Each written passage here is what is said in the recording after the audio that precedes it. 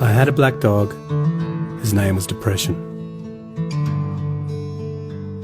Whenever the black dog made an appearance, I felt empty and life just seemed to slow down. He could surprise me with a visit for no reason or occasion. The black dog made me look and feel older than my years. When the rest of the world seemed to be enjoying life, I could only see it through the black dog. Activities that usually brought me pleasure suddenly ceased to. He liked to ruin my appetite.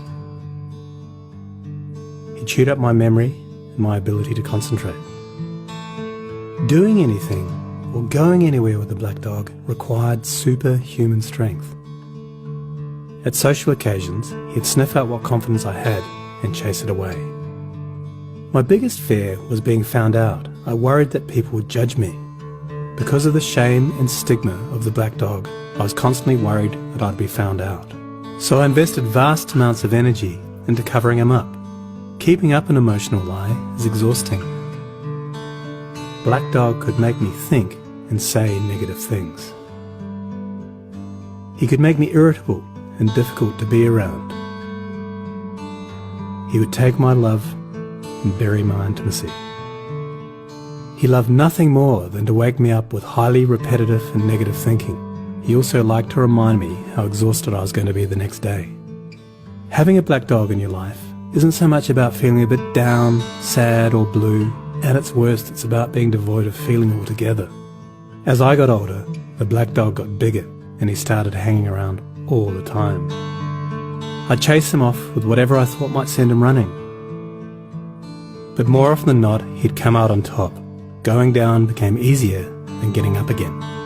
So I became rather good at self-medication, which never really helped. Eventually, I felt totally isolated from everything and everyone.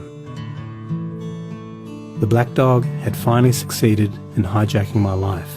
When you lose all joy in life, you can begin to question what the point of it is.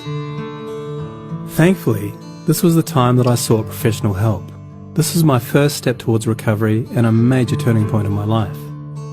I learned that it doesn't matter who you are, the black dog affects millions and millions of people.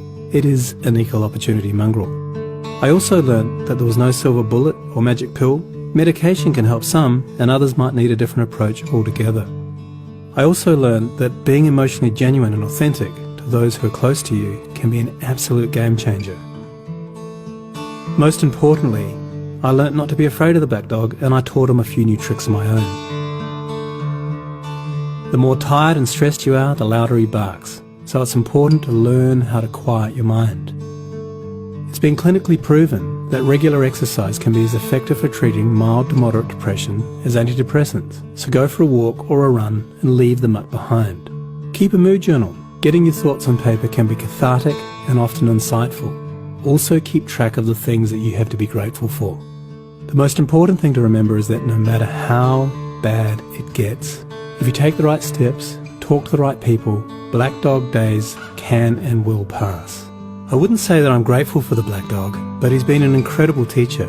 He forced me to re-evaluate and simplify my life. I learnt that rather than running away from my problems, it's better to embrace them.